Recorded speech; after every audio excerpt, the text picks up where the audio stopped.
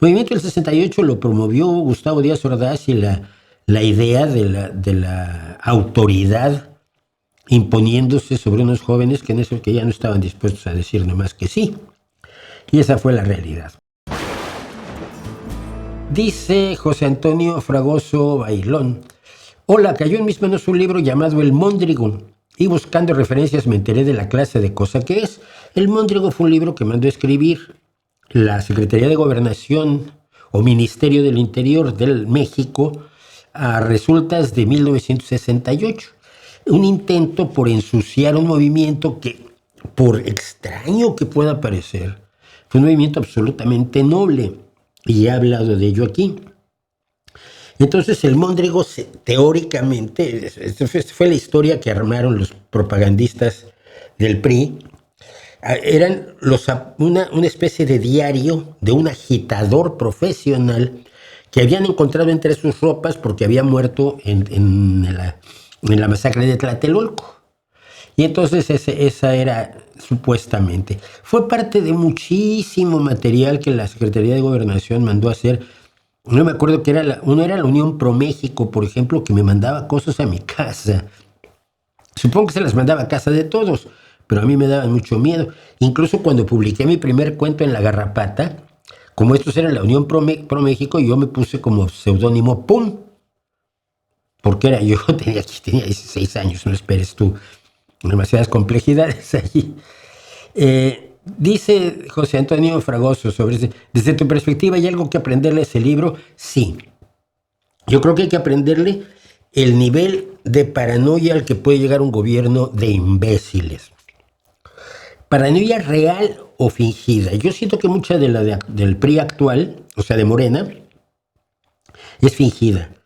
Pero el anticomunismo feroz de Díaz Ordaz era absolutamente real. El tipo le tenía un miedo al comunismo, se lo iban a comer, se iban a llevar a sus hijos. Bueno, era una cosa horrible. Y por eso pasaba informes a la CIA.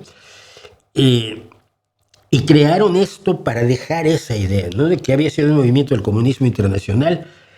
Pero claro que el problema es que al paso de los años se desclasifican las cosas, los documentos de la CIA y del FBI, y resulta que no hay ninguna prueba de ninguna intervención soviética ni china. Los soviéticos ya sabíamos que no se iban a meter en México, y he explicado muchas veces por qué. Los soviéticos jamás atacaron al gobierno de México y jamás financiaron una guerrilla en México. Eso lo hacían los chinos, porque la Unión Soviética necesitaba a México como trampolín para meter a sus agentes en los Estados Unidos. Hasta Cuba lo hizo. Mire, yo tuve un amigo conocido, lo conocí en Cuba, en el 92, por ahí, y años después me lo encuentro en México. ¿Tú qué haces aquí? Uy, se asustó muchísimo. Él había sido agente de la contrainteligencia del gobierno cubano, y su última labor fue infiltrarse en los Estados Unidos e irse a Miami a espiar para el gobierno cubano, y se metió por la frontera como ilegal, como indocumentado. Él decía que era de Veracruz, y cuentan las malas lenguas que el coyote que los estaba cruzando, en un momento dado, escóndanse, todos se escondieron. Y de pronto, a ver, tú, el cubano de Veracruz, ven para acá. Porque sabían perfectamente que era cubano. Él habla veracruzano y él habla cubano, no son parecidas. Pero bueno, la Unión Soviética necesitaba pues a México como plataforma para meter y sacar agentes por montones. Y entonces toda la idea de que la Unión Soviética había promovido el movimiento del 68 era absolutamente delirante. El movimiento del 68 lo promovió Gustavo Díaz Ordaz y la idea de la autoridad imponiéndose sobre unos jóvenes que ya no estaban dispuestos a decir nomás que sí. Y esa fue la realidad. Bueno, entonces creo que se puede aprender de esas paranoias y de esa capacidad de manipulación de los gobiernos, que en aquel entonces todavía era legítimo. Díaz Ordaz era un gobierno legítimo, ¿no? Su deslegitimación ocurre en el movimiento del 68 precisamente cuando se le dice, oiga, pues entonces vamos a cumplir la Constitución. No, la Constitución no, óigame. No, sí, mire, lo que queremos es cumplir y hacer cumplir las leyes fundamentales del país. Nadie estaba pidiendo, independientemente de las pancartas de queremos la revolución, el pliego petitorio del 1968, los 7 puntos, ninguno era delirante, ¿no? Todos eran razonables y buscaban que se resolvieran cosas que habían ocurrido, jóvenes que habían muerto por la represión,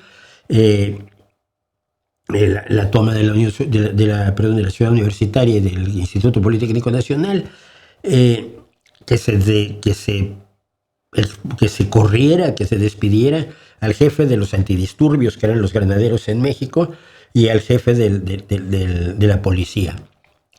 Y indemnización para los muertos, para las familias, diálogo. Y pedían los jóvenes diálogo.